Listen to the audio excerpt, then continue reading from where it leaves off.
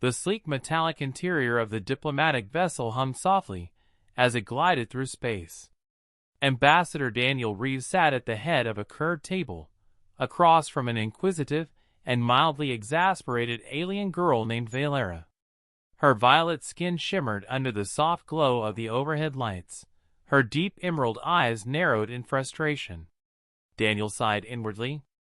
This was supposed to be a simple cultural exchange, but for the past 20 minutes, they had been stuck on a single point, one that Vailara seemed completely incapable of grasping.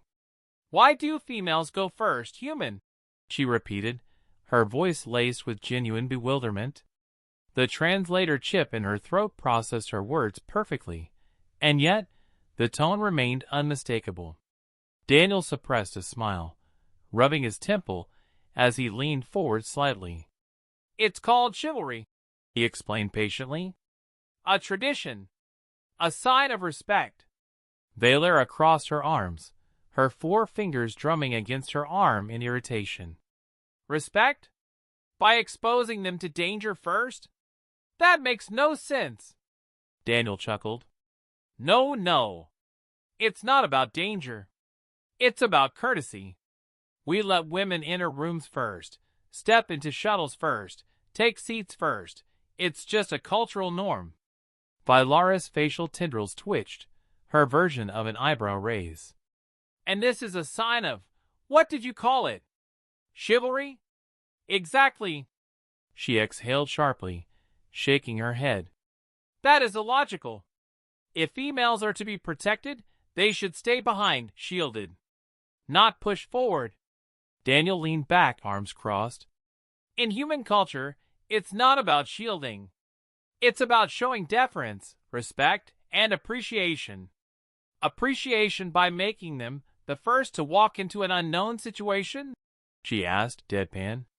Daniel bit his lip, realizing he was caught in a loop. He needed another approach. "All right, let's put it this way," he said, straightening up. "It's also about politeness. It's a way of saying you're important. You matter." Vailara narrowed her eyes. "So, by stepping aside and allowing the female to proceed, you are demonstrating that she is valued?" "Exactly," Daniel said, relief washing over him. Vailara stared at him for a long moment. Then, with deliberate slowness, she stood up, turned toward the door, and motioned for him to go first. Daniel blinked. "What are you?" "I am demonstrating that you are valued," she said, her voice tinged with mischief. He let out a bark of laughter. "Touché." Despite her confusion, Vailara was nothing if not curious. As their diplomatic talks continued, she began testing human customs in increasingly amusing ways. She would dramatically step aside when humans passed by, sometimes bowing like she'd seen in ancient Earth films. She would hold doors open for human females, making exaggerated gestures for them to proceed, sometimes leaving them bewildered or chuckling in confusion. The more she experimented, the more fascinated she became by the odd contradictions of human culture. One evening, after a long session discussing potential trade agreements between Earth and the Zyrrathian consortium, she and Daniel found themselves in the observation deck, watching distant nebulae swirl beyond the ship's reinforced glass. Vailara tapped her chin thoughtfully. "Humans are strange." Daniel grinned. "We get that a lot." She turned to face him, her gaze unusually serious. "But you are also unique. There is something compelling about your species. You operate on a level that mixes logic and emotion in ways that are difficult to quantify.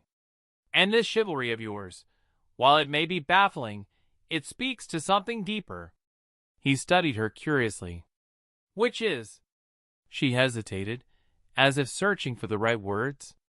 "You value things not just for their function, but for their meaning. Many species, including my own, view traditions as inefficiencies. But humans, you embrace them, even when they defy logic." Daniel exhaled, staring out at the stars. "I suppose that's true." But it's not just about inefficiency versus logic. It's about identity. Culture isn't just what makes sense, it's what makes us who we are. Vailara nodded slowly. Perhaps that is why humans are so difficult to predict. He smirked. Gotta keep things interesting. As the days passed, their discussions shifted from cultural quirks to deeper topics: duty, honor, relationships, the purpose of exploration.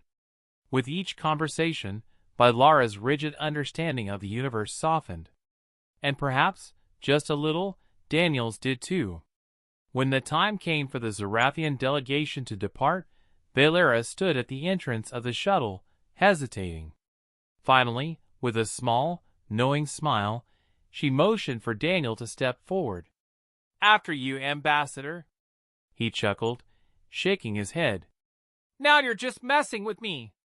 Maybe, she admitted, her emerald eyes gleaming. But maybe I am also showing respect. Daniel stepped forward, and as he did, he realized something. For all their differences, for all the ways their species clashed and confused each other, the foundation of understanding had already begun. And that, he thought, was the greatest sign of respect of all. As the Zyrrathian shuttle departed, Daniel stood at the observation deck, watching the shimmering trail of ion exhaust dissipate into the void. A soft sigh escaped him. Cultural exchanges always carried an element of unpredictability, but this one had been different. He turned away from the glass, making his way down the pristine corridors of the diplomatic vessel. The discussions with Vailara had left an impression, and not just on him. Already, he had overheard crew members imitating her exaggerated gestures, holding doors for each other with dramatic bows, or pausing in hallways with a flourish. The blending of customs had started, an inevitable consequence of true understanding. Later that evening, as Daniel prepared his final report for the Earth Diplomatic Corps, a notification chimed on his console. A direct transmission from the Zyrrathian delegation. He tapped the screen, and Vailara's image flickered into existence. Ambassador Reeves, she greeted, her tone formal yet laced with familiarity. Vailara, he said with a smirk. Did I pass the cultural exchange test? Her tendrils twitched in amusement. That remains to be seen. I find myself still contemplating human traditions, particularly those regarding chivalry. He chuckled. Still trying to make sense of it? Perhaps, she admitted. But I have a proposal. A further experiment, if you will. Daniel leaned forward, intrigued. I'm listening. An invitation, she said simply, to Zyrrathia. A cultural summit between our species. You have presented the customs of your people. Now, I would like the opportunity to present mine. Daniel raised an eyebrow. A visit to the Zyrrathian homeworld? Few humans had ever stepped foot there, and even fewer had been invited for anything more than brief negotiations. That's quite the offer, he mused. Any particular traditions I should prepare for? Vailara's emerald eyes gleamed with mischief. Many. Some may even seem illogical. He laughed, shaking his head. Touché. All right, I accept. But only on one condition. She tilted her head. And that is? He grinned. You have to let me go first. Vailara's expression shifted, surprise, amusement, then something thoughtful. Slowly, she inclined her head. Very well, Ambassador. After all, it is only polite. The transmission ended, leaving Daniel staring at the screen with a growing smile. He had expected this mission to be routine, another exchange of information between distant civilizations. But now, he realized, it was something more. The foundation of understanding had been set, and the journey was only just beginning.